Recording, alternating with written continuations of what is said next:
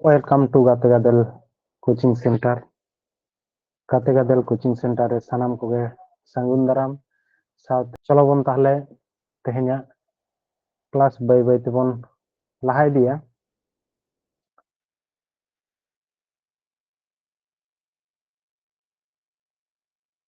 Prothom question node lay keday lupto sonkhya ti nirnoy koro.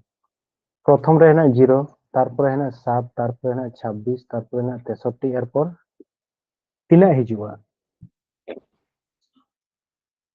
Number series রেনা 0 7 26 তারপরে 63 তারপরে জিজ্ঞাসা চিহ্ন তাহলে নোয়া যখন বন করা প্রথম রে নোয়া না ডিসটেন্স বন নেলা তিনা তিনা ভাগ হেনা কাদা তিনা তিনা সঙ্গী সঙ্গী হেনা তাহলে নোডে হেনা কাদা 7 তারপরে হেনা কাদা 19 তারপরে হেনা কাদা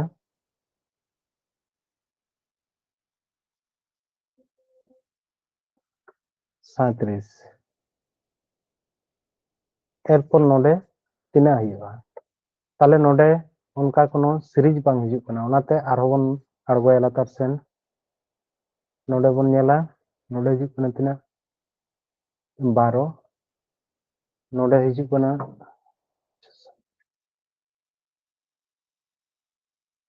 18 एरपरे नोडे पे नेलदा तिना हेना कदा 12 हेना कदा नोडे हेना कदा 18 ताले नोडे तिना बढ़ाव कना नेलते मुचेद ना आदो नोते लाहासेन बाबुन इदी दाड़े ताले नोडे गेबन मुचेदा ताले नोडे 6 हेना 12 हेना और नोडे 18 हेना ताले तिना बढ़ाव कना 6 बढ़ाव कना ताले नोडे खन जदि नोडे आबो चिना 6 बन बढ़ाव तिना हयो 18 और 6 24 और जदि 24 नोआ सला बन जोगा तिना हयो 61 और 61 जदि नोआ सला बन जोगा तिना हयो 4 12 124 ताले नोडे तिना हयो कना नोडे हयो कना 124 ताले नोआ ना आंसर दो कटा हयो आंसर सी ताले नोंका कते हो बारते धाप आर्गन लगा कोराव कोरावते तबे गनी उत्तर बन नाम दाड़ेया नेक्स्ट बन नेला आरो नोंकाना नोटा नेलते वहां नंबर सीरीज खन प्रथम रे हेना कदा 5 हेना कदा तारपरे हेना कदा 16 हेना कदा तारपरे 51 तारपरे 158 एरपर ताले तिना हयो ताले नोआ हुन का बन नेला हेना कदा 5 16 हेना 51 हेना और 158 नोआ ना जुदी बन नेला तिना हेना कदा 5 हेना ताले नोडे हेना तिना 16 हेना ताले नोडे नेल पे जुदी नोडे खनम चला 16 जुदी बन कोरावा 3 प्लस 1 ताले नेल पे 16 नाम कना 3 5 15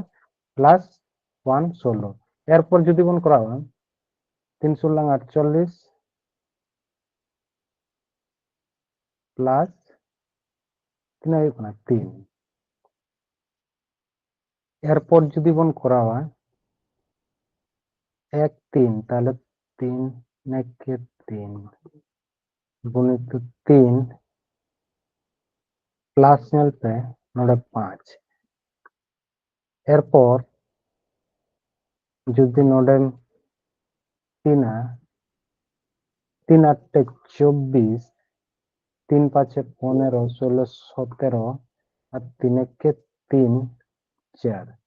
प्लस जुदी नोडे 7 बन जोगा ताले तिना हयो कना नोडे 400 7 4 11 81 ताले 481 ताले ताले आंसर हयो कना डी ताले नोआटा दो नोका कते करा हेना प्रथम रे गंके जदि गुण कते एक कते हाँ एक एक दुई दुई डिफारेंस है एक है तारपरे 3 है तारपरे 5 है एरपर प्लस 7 जोग करना एरपर जुदी आरो बढ़ा को ताहले खान तीन जोग को 9 जोग को ताहले नोंका कते बढ़ा चलाव कना ताहले नोना दो नोंका नेक्स्ट बोन नेला नंबर सीरीज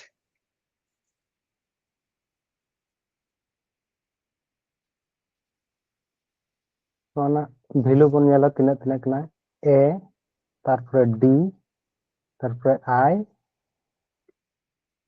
वाई ताहले नोआ तीना कना 1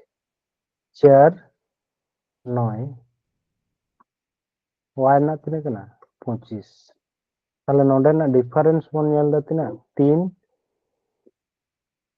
नोडे ना तीना कना 5 नोडे तो ताहले तीना हुआ 7 ताहले 9 और 7 तीना हुआ 9 और 7 16 16 माने तीना पी P16 और हाँ P16 और तारपरे नोडे तीना हुआ ताहले 9 ताहले 16 खन 9 जदी जोगाम तीना हुआ 25 ताहले तीन काटा आंसर हुआ आंसर हुआ डी ताहले तीना कते प्लस कना मिटन छाड़ा छाड़ा कते प्लस कना बिजोड़ संख्या बिजोड़ संख्या नेक्स्ट बोन नेला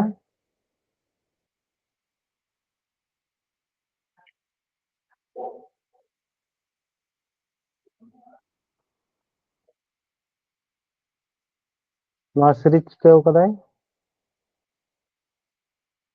नेल पे नोडे ना 5 सब समय लुटी चितान रे जाते नोआ ना वैल्यू ते दो दिशा तहन तबन मा नंबर ते दो 13 24 और नोआ 2 ताहले नोडे ना कदा y 25 7 18 22 22 4 15 19 तारपरे है 19 1 12 और 16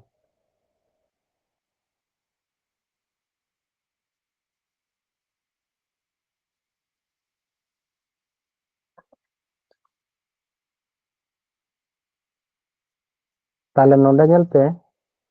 तीना है कदा 19 एस और नोडे भी प्रथम ना संख्या नेलते जेहेतु नाते रे खय कना नाते नोते खन बन नेला ताहले 19 प्लस कना तीना 3 तारपरे नोडे खन जदि नेला y धाबी चला भी खन ना 25 22 और 3 25 ताहले 25 और 3 तीना हुआ 25 और 3 28 और 28 जदि बन नेला जेहेतु जेड हिजू कना तारपरे एयरपोर्ट चिका ए बी चला ताहले B काटा दिए हिजू बी B दिए ताहले बारे नोडे ऑप्शन बारे ऑप्शन है नोडे ए रे है कदा और डी रे है ताहले नोआ का तीन दो बांग हुआ नोआ तीन दो बांग हुआ एयरपोर्ट ताहले आर मिटी बन नेला ए खन डी नोडे हो 3 बढ़ाव कना नोडे खन जी नोडे हो 3 बढ़ाव कना और जी खन 3 जदि बढ़ाव तीना हुआ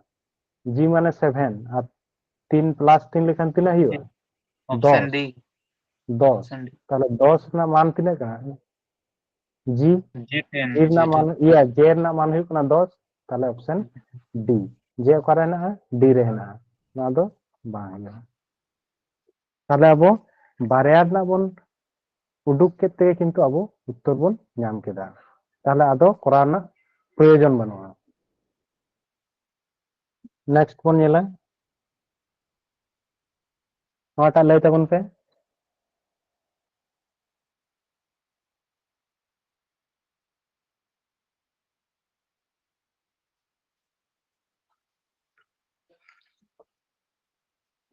ᱞᱟᱹᱭ ᱛᱟᱵᱚᱱ ᱯᱮ ᱥᱤ ᱮ A B A C B A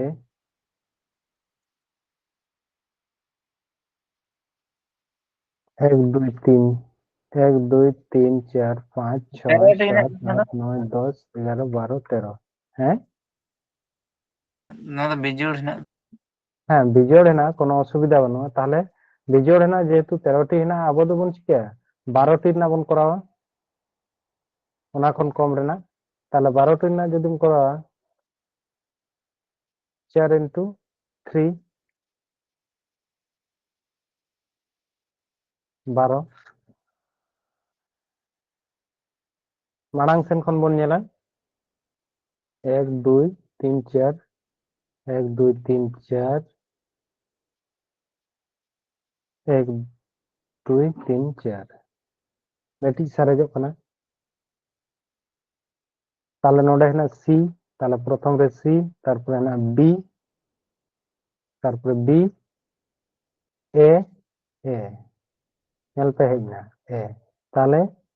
C B A A C B A A C B A A তাহলে নোডে চেদ ᱦᱩᱭᱩᱜᱼᱟ সি ᱦᱩᱭᱩᱜᱼᱟ তাহলে उनका ऑप्शन है ना হই গঙ্কে অপশন ডি बी सी ए ए सी कटा ना बी सी ए ए सी তাহলে ऑप्शन डी नोटा लगे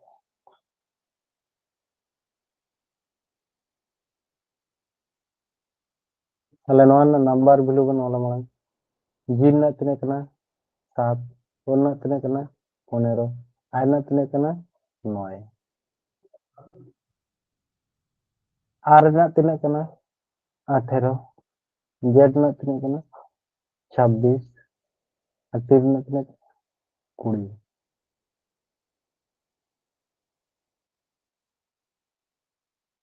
एफ ना तिने कना 6 एम ना तिने कना 13 डी ना हुई कना 4 তাহলে নোডে নোয়া খন নোয়া হুই কনা তাহলে নোয়া খন নোয়া বন আগুয়া তাহলে ñel pe চিকাও করা কোন নোডে দো 11 ᱠᱟᱛᱮ ᱵᱟᱲᱦᱟᱣ ᱠᱟᱱᱟ ᱟᱨᱠᱤ ᱯᱨᱚᱛᱷᱚᱢᱟᱜ ᱨᱮ নোডে খন 11 সেন হলো তাই তো 15 খন 11 26 আর 9 খন 20 11 সেম তাহলে নোয়া করা হইলো নোডে যদি 11 বন গুয়া ᱢᱤᱫᱴᱮᱱ ᱜᱮ তাহলে ᱦᱮᱱᱟᱜᱼᱟ তিনা হইয়া ᱚᱯᱥᱮᱱ ᱰᱤ 17 17 তাহলে 13 খন যদি আম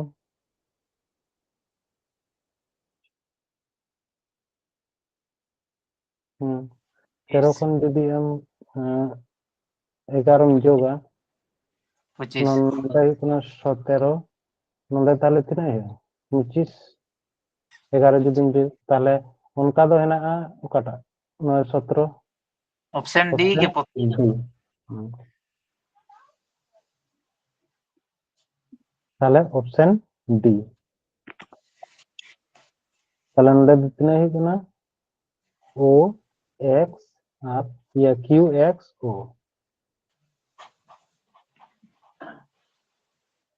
नेक्स्ट वन नेला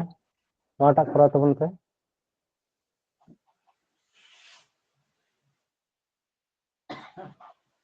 নোডে একই রকম সম্পর্ক প্রদত্ত চারটি বিকল্পের মধ্যে যে সেটটিতে যে সেটটিতে আছে সেটি নির্ণয় করো ওরকম সম্পর্ক নোডে যাহা লেকা সম্পর্ক হেনাগা সেম কিন্তু নোয়া রেহ সম্পর্ক ᱦᱩᱭᱩᱜᱼᱟ হয়তো নোয়া কিন বারেয়াতে নোয়া বন ওডোকা কিংবা নোয়া কিন বারেয়াতে নোয়া বন ওডোকা মানে ওকাটাতে তে সুবিধাᱜ ᱠᱟᱱᱟ ᱪᱮᱫ ᱞᱮᱠᱟ ᱠᱟᱛᱮ ওডোᱠᱚᱜ ᱠᱟᱱᱟ যেহেতু নোয়া লাটু হেনাগা তাহলে সব সময় বন চেষ্টায় যে নোয়া কিন বারেয়াতে নোয়া আর নোয়াতে নোয়াটা ওডোক না বন চেষ্টায়া তাহলে চিকা কাতে বন ওডোকা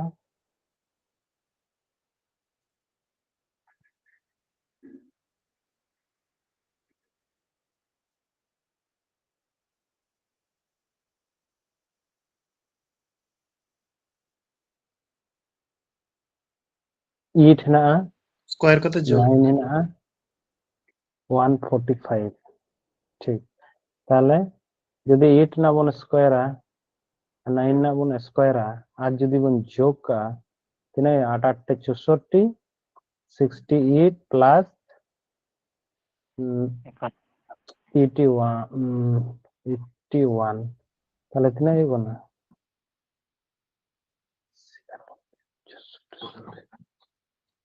তাহলে তিনে হইব না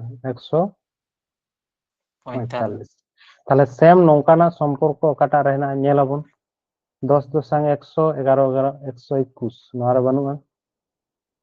7 7 49 8 8 64 49 মান 9 8 4 তিনাया 9 8 4 12 हुई कना यूनिट डिजिट बांग 9 8 4 13 हुई कना यूनिट डिजिट बांग मिले कना ताले नोहा बा हुईगा 6 6 36 7 7 ते ये 8 8 64 6 8 4 10 हुई कना नोहा यूनिट डिजिट बांग मिले कना ताले बाकी तहेना नोटा एरपर नोटा दो मिले गया 6 6 36 7 7 49 6 আর 9 15 মানে 9টা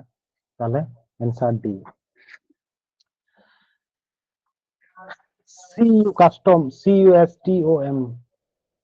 না সংকেত এম কাদায় নয়া তাহলে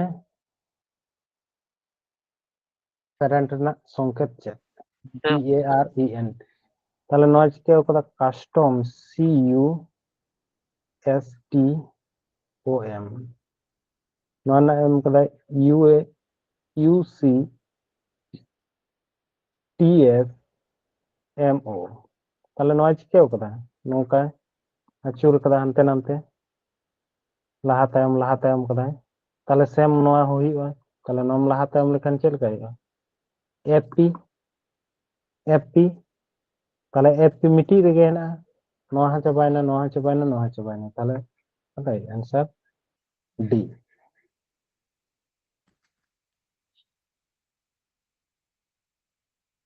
নয়া দো নৌকানা দো অনেকটা সহজ বুঝে তাহলে ঠিক আছে নেক্সট वन নেলা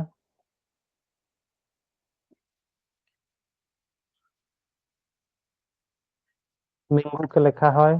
নোয়াতে নোয়া করতে গ্রেড কে লেখা হয় নোয়া করতে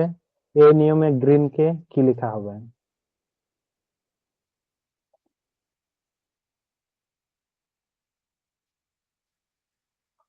তাহলে নোয়া ক্ষেত্রে রে যেহেতু এম না কোড দো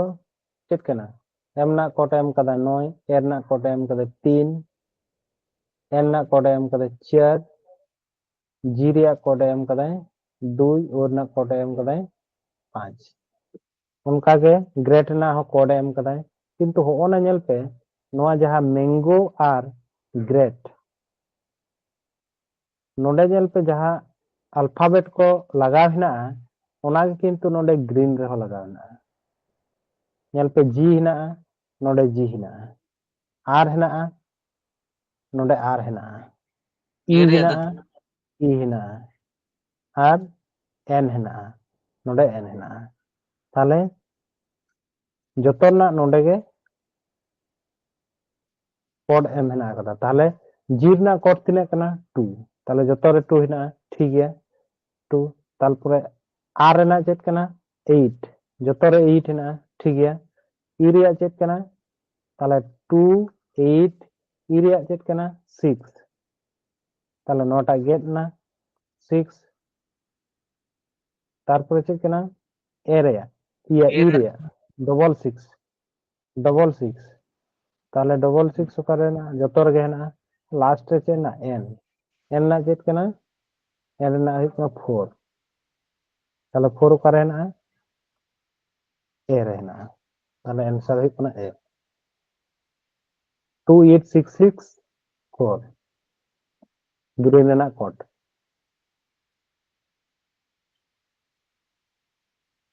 नेक्स्ट बन नेला ओंकाना ताहन गया जहां तिना क्वेश्चन को आगो हिउ ताहन माने जतो एकदम सेम माने नोंका के क्वेश्चन ताहना कोनो संकेत अनुযায়ী কস্টলি ডাইনিং টেবিল এর সংকেত ANOBCP এবং ক্যান নট বাই টেবিল এর সংকেত ESANDG হলে টেবিল এর সংকেত কি? AN হয়ে যেত N তাহলে টেবিল ᱨᱮᱱᱟᱜ সংকেত খোঁজᱚᱜ ᱠᱟᱱᱟᱭ টেবিল ᱨᱮᱱᱟᱜ সংকেত যখনে খোঁজᱚᱜ ᱠᱟᱱᱟᱭ টেবিল টেবিল কমন না ᱨᱮᱱᱟᱜ AN नोडे हो नेल पे टेबिल हेनाआ और नोडे हो नेल पे टेबिल हेनाआ can not buy table costly dining table ताले नोडे बानार रे कॉमन हेना चे टेबिल ताले कॉमन नेल N हुआ संकेत रे नोडे नेल पे एन हेना कदा और नोडे हो एन हेना कदा ताले चेद हुआ आंसर हुआ an answer D next one नेला कार 22 এবং বাস 42 হলে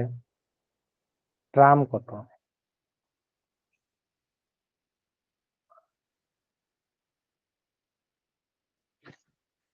তাহলে নয়া ᱫᱚ ᱪᱤᱠᱟᱹᱣ ᱠᱟᱫᱟ ᱧᱮᱞ ᱯᱮ ᱱᱚᱰᱮ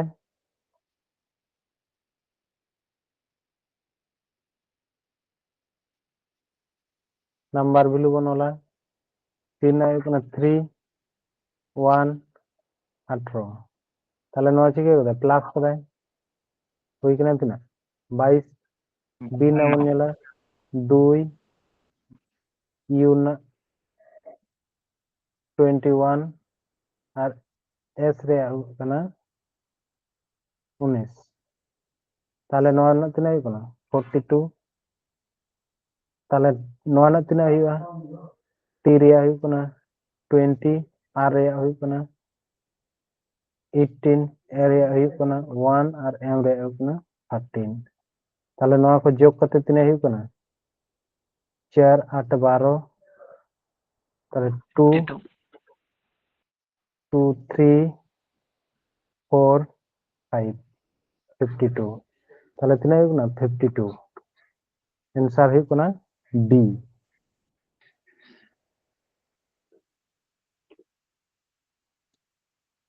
नेक्स्ट बन नेला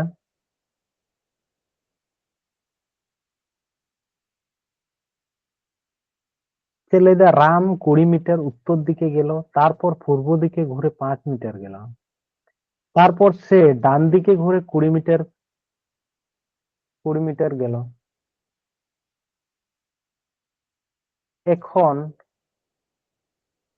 এখন সে শুরুর স্থান থেকে কত দূরে আছে মানে পূর্ব পশ্চিম যদি বন নেলা নৌকা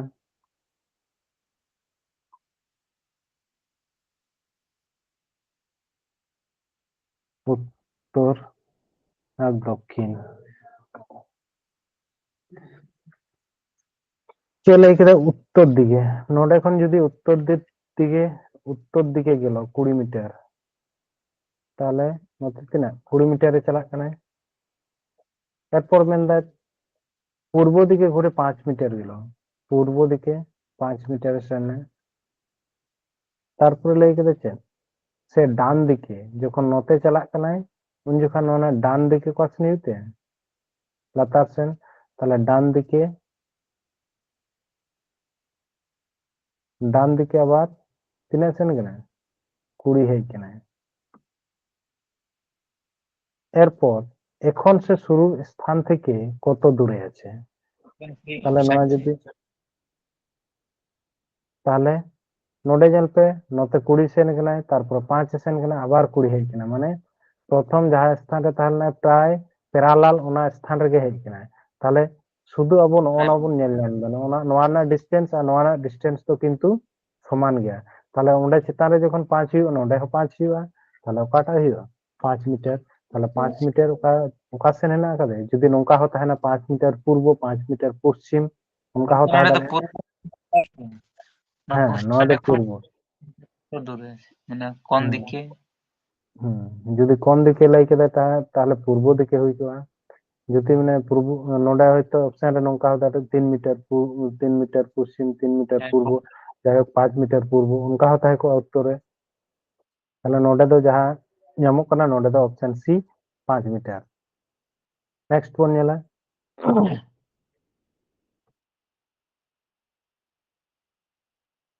ᱱᱚᱣᱟᱴᱟᱜ ᱞᱟᱹᱭ ᱛᱟᱵᱚᱱ ᱯᱮ।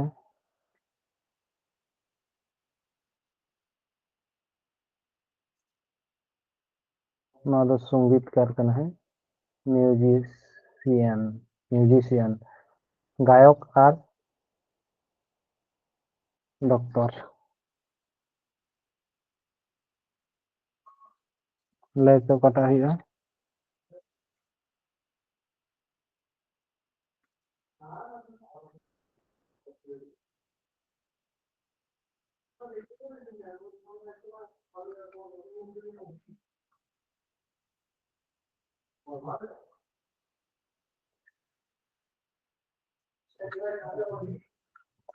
वेन डायग्राम कौन म्यूजिशियन सिंगर और डॉक्टर गॉन्कर नबी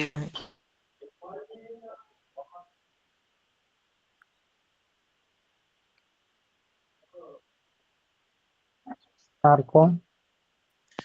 মনে হচ্ছে এ হিউ गॉन्कर ए आर बोले मुझे हाँ नवा दो किंतु ए हुआ बी दो काल का कतम लय दे चले के म्यूजिशियन किछु म्यूजिशियन गायक को ताना किछु गायक म्यूजिशियन को ताना एम डाक्तार हो उनका किछु किछु म्यूजिशियन को ताना किछु म्यूजिशियन डाक्तार को ता दाड़ा ता सिंगर हो किछु माने जतो साला के किछु किछु संपर्क नवा दो ताहे गानोआ ओना खातिर ए हुआ गॉन्कर छवि तो बाले मुझे कौन तान छवि जतो रिलेटेड लिखा है अच्छा अच्छा जाय हो हुयुग ताना उनका एग्जाम हॉल रे बेसी हुयुग ताना ताड़ा ताड़ी किसे ना तलार बांग जोन कना बांग से बा नेक्स्ट वन नेला অভিধান অনুযায়ী সাজালে কোন শব্দটি দ্বিতীয় দ্বিতীয় স্থানে বসবে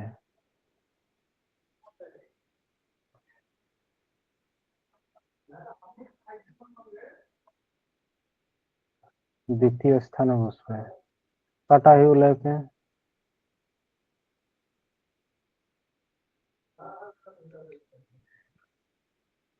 তাহলে নোডে এম হেনা জᱚᱛᱚ রে नवा दो गेट ना ए हेना जतो रे नवा हो गेट ना एरपर हेना कोयटा लाग कना जी और नोडे हेना टी कोयटा लाग कना जी ताले नुई दे गेट उतरना ताले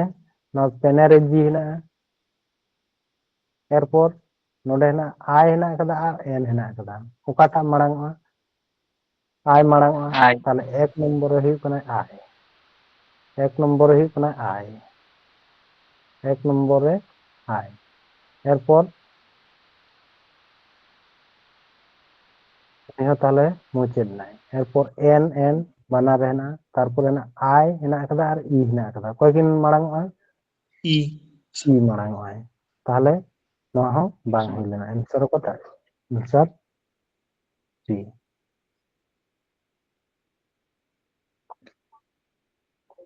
ताले नुई हुई कना एक नुई हुई कना दुई नुई हुई कना तीन और नुई हुई कना चार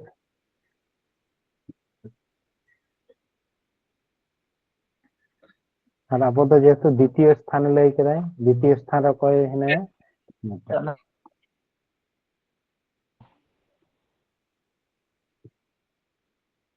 নিচের বর্ণ শ্রেণীটিতে কতকগুলি সি আছে যার আগে ও পরে বি ও এন আছে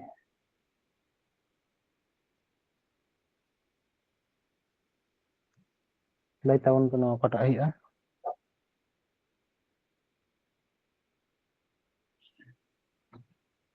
नौका के सहज सहज क्वेश्चन করে হিজুয়া পরীক্ষা রে তো প্রিভিয়াস ইয়ার क्वेश्चन को नेल पे एकदम नौका सहज सहज हिजु थाने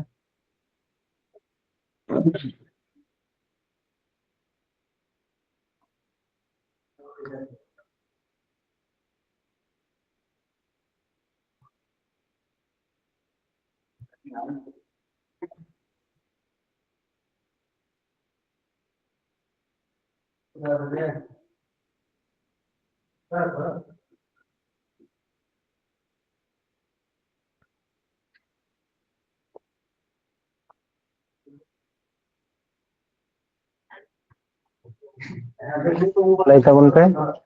তাহলে চেদ মেনদা কতগুলি সি আছে তাহলে সি বন নেল को नोडे हेनाया চেদ মেনদা के पिया आगे आगे ऊपरे एन আছে তাহলে নোডে পরে রে এম হেনায়া তাহলে নোয়া দো বাই হিও তারপরে করে না তারপরে সি হেনা নোডে তাহলে নোডে সি হেনা তাহলে নোডে एक्स আর एन তালা রে হেনায়া তাহলে নোয়া হো বাং হিও তারপরে করে হেনায়া নোডে হেনায়া एन আর बी তাহলে নোডে মেনা তাহলে নোডে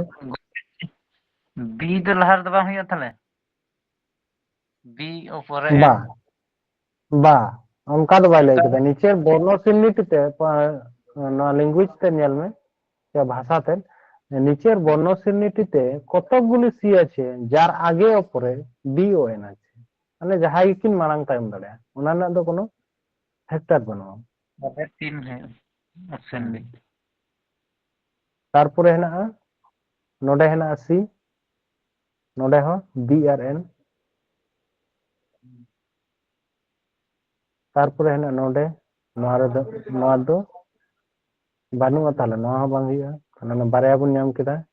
আর নোডে মিটি হেনা নেল দপে তাহলে পেয়া বন নাম কেদা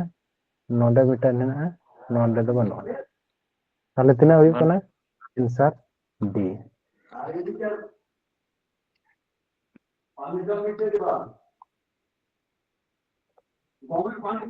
যদি নঙ্কা ভাষা তাহে কোয়া যে কতকগুলি সি আছে যার আগে বি পরে এন আছে আম যাহাম লইদা ওনার ভাষা তো নঙ্কা হই কোয়া নিচের বর্ণ চিহ্নিটিতে কতকগুলি সি আছে যার আগে বি এবং পরে এন আছে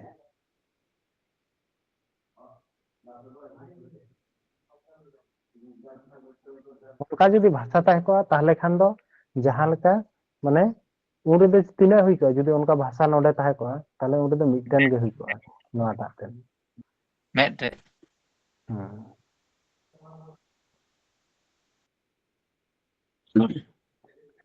যদি গতকালের আগের দিন বৃহস্পতিবার হয় তবে রবিবার কবে আসবে নঙ্কান কোশ্চেন রে চেক বন নেলা গতকালের আগের দিন বৃহস্পতিবার তাহলে আজ আজ গতকাল গতকালের আগের দিন গতকালের আগের দিন চেক কেন বৃহস্পতিবার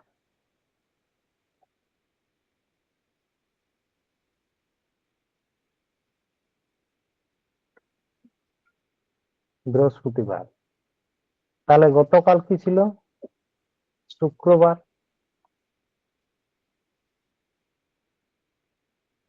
শুক্রবার তাহলে আজ কি শনিবার তাহলে পরের দিন কি হবে রবিবার আর এটাই বলতে চাইছে যে তবে রবিবার কবে আসবে তাহলে কবে আসবে আগামীকাল আগামীকালের পরের দিন আজকের থেকে দুদিন পর না তো বাং হইয়া তাহলে চেদ আগামীকাল তাহলে নঙ্কান কোশ্চেন রে প্রথম রে আজ বন ᱧᱟᱢᱟ তারপরে যাহা গে লাহা সেন তায়ম সেন জাহানা গে লই গে লইয়াই ওনা গেবন ওডোকা আজকের দিনটা প্রথমে অডক হইয়া ঠিক আছে নেক্সট পর নিলে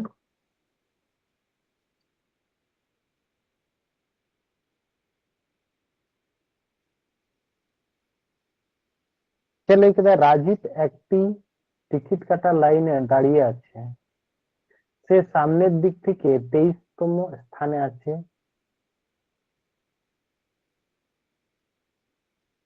সামনের দিক থেকে 30তম স্থানে আছে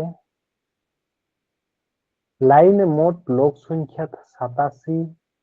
হলে সে পিছন থেকে কততম স্থানে আছে লাইতে বলতে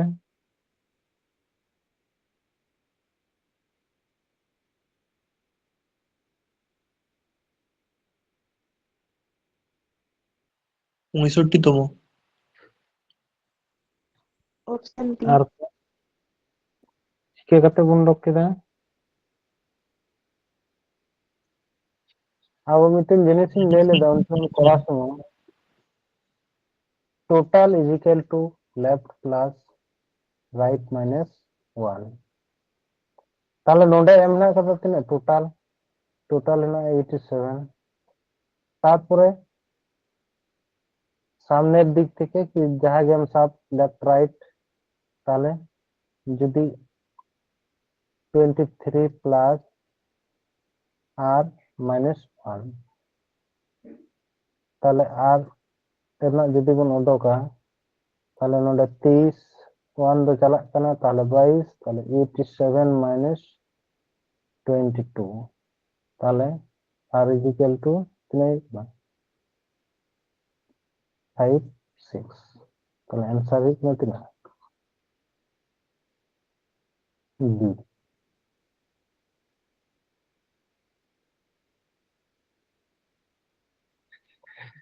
नेक्स्ट पुन्यला नोडे चे लई के दाई माइनस माने है कोना इनटू डिवाइड माने है कोना प्लस प्लस माने डिवाइड और इनटू माने है कोना माइनस তাহলে কিনে না ওটা 15 মাইনাস 12 প্লাস 5 ইনটু 9 ডিভাইড 12 তাহলে নয় বলছি কি 15 মাইনাস না মানছে মানে কত মাইনাস না মানে লই করে ইনটু 12 তারপর যে না প্লাস প্লাস না প্লাস মানে যে লই করে প্লাস মানে ভাজিত তাহলে ভাজিত নঙ্কা 12 লাতার 5 গুণ লয়া তারপর যে লই করে ইনটু ইনটু মানে যে লই করে ইনটু মানে মাইনাস তাহলে মাইনাস আর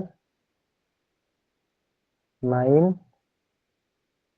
আর ভাজিত মানে প্লাস 12 তাহলে নয়াতে গুণ কেনা তাহলে আমরা যদি গুণ করতে 3 5 15 তাহলে 3 বারেন 36 মাইনাস 9 প্লাস 12 তাহলে কিনা এই কেনা 36 প্লাস 3 39 সংখ্যা তখন তোরা তাহলে आंसर কটা এই কোন आंसर সি বুঝা না নটা लेते उनसे 16 है ना हाथ ना 2 है ना इक्वल टू 16 12 है ना हाथ है ना 6 है ना इक्वल टू 36 6 है ना हाथ है ना 1 है ना इक्वल टू 3 होले 4 हाथ 4 इक्वल टू কত তাহলে চেষ্টা করতে বন করানো নঙ্কা না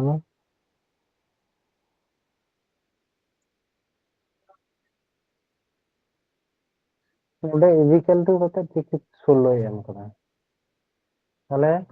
ওটা ইকুয়াল টু কত 16 এম করা ওটা ইকুয়াল টু কত 36 এম করা তাহলে চিকেও করা নোয়াকিন চিকেও করা নোয়াকিন নোয়াকিন খন মানে যাহার কাছে যে নোয়াকিন খন তিনে উডক হইয়া 16 উডক হইয়া নোয়াকিন খন তিনে উডক হইয়া গুণ ভাগ যোগ বিয়োগ যাহা কাতে গিয়ে নয় তিন কোণ তিনে উডক হইয়া 36 উডক হইয়া সেম কিন্তু 9 3 কোণ 3 উডক হইয়া তাহলে নোডे কোণ 3 উডकवा তাহলে चेल का खाते बन उडकवा 16 और 2 गुण चिके की लेखन 16 बन उडक दाड़े গুণ কাতে 2 দিয়ে ভাগ नोआरे नोआरे जहां का लॉजिक लगाव करना नोआरे हो सेम लॉजिक लगा में नोआरे हो सेम लॉजिक लगा में ठीक তাহলে চিকেও করায় নোডে 16 into 2/2 गेट में चलते सेम 12 into 6/2 चलते 36 को ना same 6 into 1/2 is equal to 3 তাহলে 4 into 4/2 is equal to 3 তাহলে आंसर কাটা হই কোনা आंसर ঠিক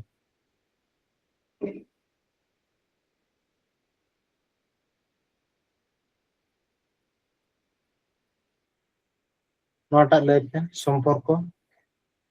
ব্লাড রিলেশন কাটা হইবা শামকে দেখিয়ে সমৃদ্ধি বলল তার ভাইয়ের বাবা হলো আমার ঠাকুরদার একমাত্র পুত্র সমৃদ্ধি শামের কে হন জানতে হ্যাঁ যদি নোডे है ना शाम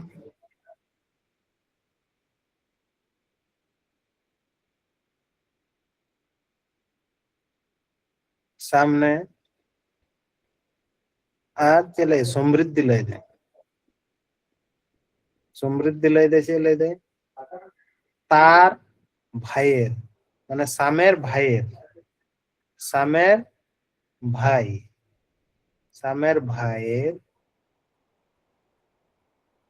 बाबा माने की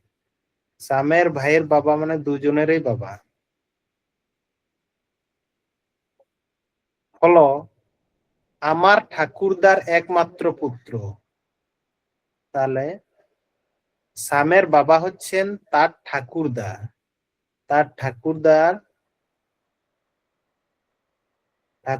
একমাত্র ঠাকুরদার পুত্র মানে কে হোক যে হোক ঠাকুরদার পুত্র কে সমৃদ্ধি তাহলে এর ঠাকুরদা হচ্ছে কে সামের ঠাকুরদা আর সমৃদ্ধির ঠাকুরদা একই তার বাবা তাহলে একই যেহেতু একমাত্র পুত্র বলেছে তার জন্য সাম এবং সমৃদ্ধি কে হয় ভাই বোন বুঝাও না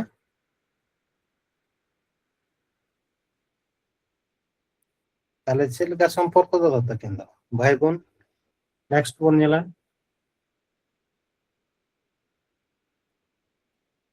না বুঝাও দাঁড়ায় তাতে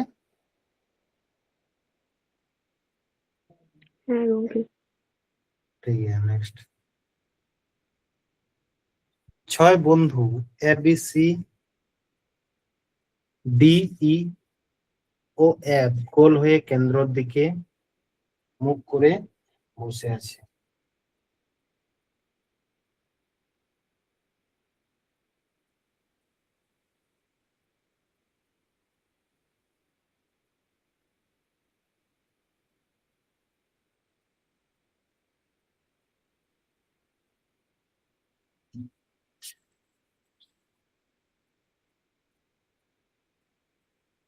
তাহলে ছেলে এটা কেন্দ্রের দিকে মুখ করে বসে আছে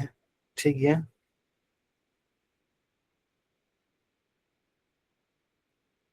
যত হর ভিত্তির সেন को समान कदा है इन्हें हमने को 1 2 3 4 5 6 জন তাহলে 6 জন বন্ধু রূপ को सब समय नौका दाखना के चेष्टा है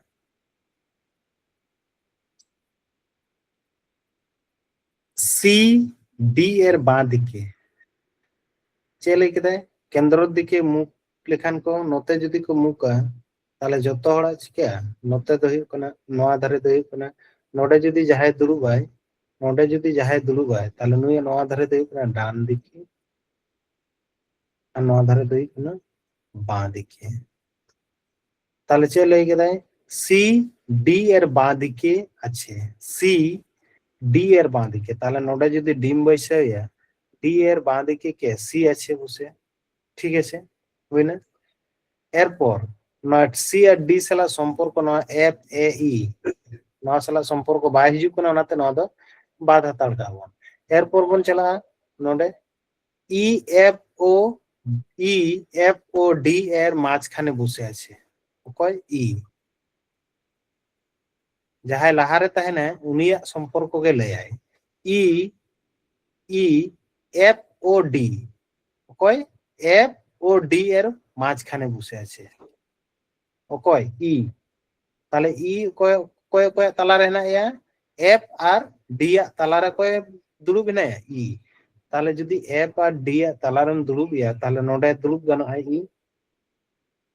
নডে এফ দুড়ুব গানোয় তাহলে এফ আর ডি হেনা কিনা ওনা তালারে কয় হেনায় ই এরপরে লই কেদায় नोडेना बन नेला नितोग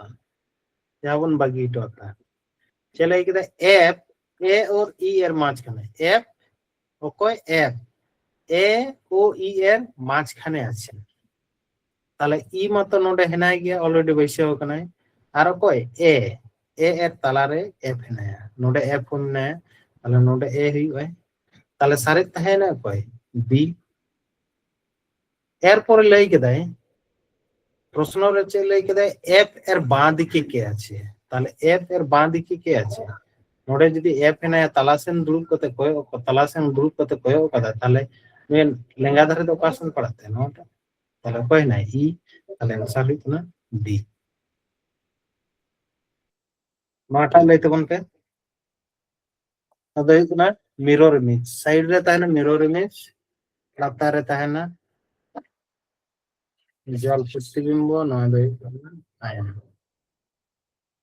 ওয়াটার ইমেজ আর মিরর ইমেজ তাহলে মিরর ইমেজ কাটা হইয়া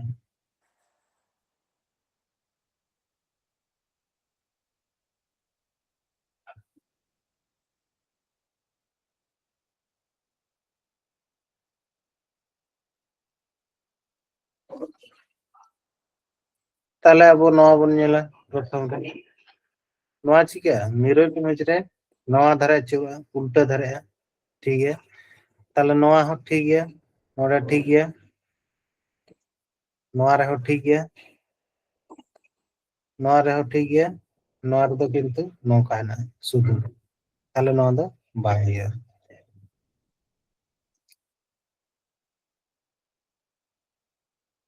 ঠিক है তারপর নয়া যদি বন নেলা নয়া ধারে হিজুয়া নয়া ধারে হিজুয়া নৌকা गोंके ऑप्शन सी हुई की नोआ ठीक गया नेल पे नोआ दो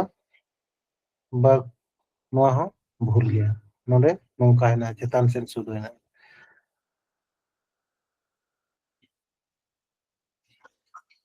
नोआ किन मिट गया नेल पे ताले नोआ नोआ नोआ नोआ मिट गया एरपर नोआ बन नेला नोआ जखन नोते कना उरे नोआ चिका नोते नोते नौका ताले ओकाटा रे हेना कदा ऑप्शन है ना नेल पे नोआ दो नेल पे चेतान कना किंतु नोआ दो ओका से हिजु ना कथा कना नोआ दो नोते लतार से हिजु ना नौका कते नौका ताले नोआ दो चेतान कना ना खातिर नोआ ताले आंसर ओकाटा हुआ आंसर ए ठीक है नेक्स्ट बन नेला वाटर इमेज लाइते बन पे नोआ ओकाटा हुआ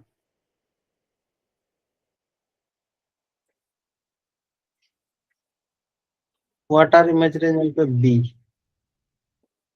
ओ बी ओ